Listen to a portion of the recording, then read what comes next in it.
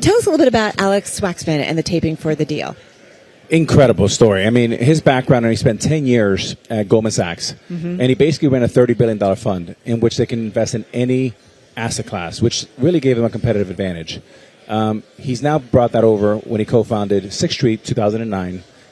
They have over $100 billion in the AUM, and he's really deep in sports. He's done investments with all major leagues. He's done the San Francisco Giants baseball. He's done the Celtics and San Antonio Spurs in basketball. And he just bought a minority stake with Jonathan and Robert Kraft with the New England Patriots. Fascinating and great conversation. So I'm curious about the opportunities that he sees right now. And, obviously he's taking advantage of the new rules about being able to buy into different leagues, which is a whole conversation that we could have. But what really excites him when he looks forward? I think a few things. I think markets, depending on what team, what leagues, what league, the leadership of the three leagues. Fortunately for us, we have, Adam Silver, Roger Goodell in football, and Rob Manfred, all very established, very top-tier commissioners, so all that's good for him. And I think when you look at the NFL, the combination of appreciation and cash flow is something that's very, very unique in sports. You don't have usually both of those so aggressively. So I think he's really not concerned, I would say this. Baseball's an interesting situation. I think baseball's the best opportunity to invest today. I'm a contrarian by nature. So I would invest right into the teeth of this collective bargaining agreement. Why? Why? Because I think you can buy at very, very attractive multiples, and you're making, I think, two very safe bets. One, that the CBA will get better, not worse, right? And the second one is that Rob Manfred would take a page from Roger Goodell and consolidate all the regional sports rights and make it more into national rights. And you get an expansion of multiples. So will there be a labor stoppage after this season? I hope not. I don't know. But I've talked to members of both sides of the aisle, and they have said, meaning owners and players, and they're both dug in pretty strong. So maybe, is what you're saying. So I don't know. Would that change your view on investing in baseball? No, I would invest even heavier into it.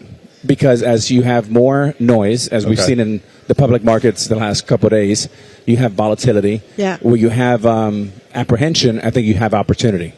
And the multiples, if you can buy a baseball team at 4 or 5 multiple versus other sports that are trading in mid-teens, I think that's an opportunity. Would the players ever agree to a salary cap, you think? I don't think so. I don't think so. Should they or no? I think I don't want to comment into that because I have friends on both sides. Yeah, but here's what I would say. It should be a mentality about grow the pie as big as possible. How you guys divide it, that's a separate conversation. Yeah. But, going back to Marvin Miller when he started the union for Major League Baseball, which has always been very, very strong and highly regarded. Yeah. And the owners, there's been a lot of conflict over the last 5 decades. So how do you bring it together to say, let's work together to grow the pie as big as possible? Why does it seem like baseball has the most issues with labor?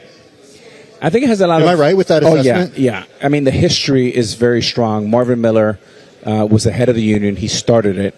Then that went to Don Fear for many years, who's a great leader. And then Michael Weiner, Tony Clark, and now they have a different situation right now. But it's been that way, Tim, since I was involved. I remember that every time CBA came, it was a battle.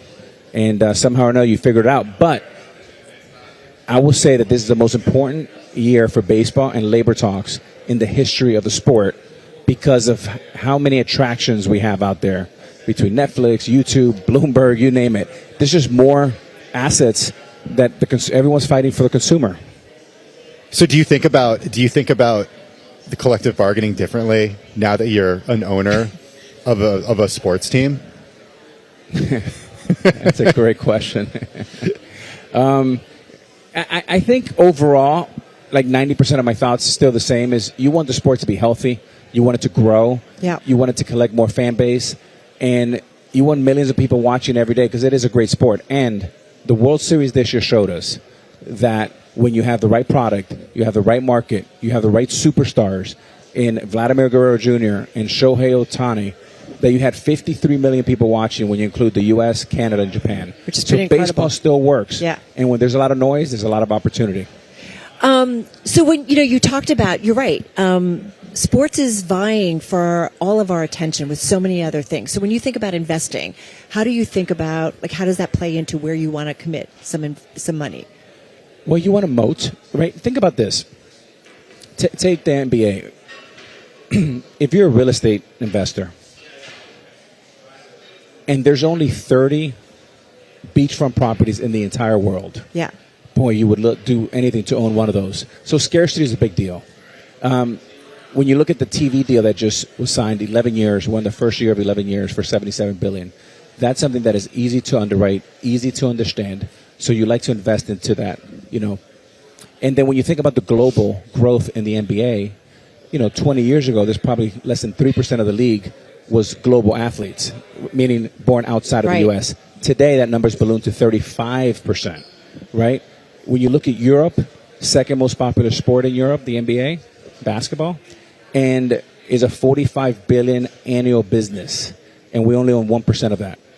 At the same time, you have 400 million people playing basketball in China, 300 million playing in India. So the global scope, you can say, from the American sports, NBA could be number one. That's pretty impressive. We always love it when we get to talk to you a little bit. All right, they're going to yell at me. Yeah, we got to go. I'm going to go. 30 seconds. What's on your night table? What are you reading? Oh, you know what I do is I love podcasts. So you do. What are you listening to? I love The Founders. Is one of my favorite. And what's the one that's like 3.5 hours? Acquired. Acquired is fantastic. That's pretty. I love cool. those guys. 3-4 hours. I love it. And how many hours are you watching Bloomberg? I watch it a lot. Okay. And you guys do a great work. Keep it up. Thank you.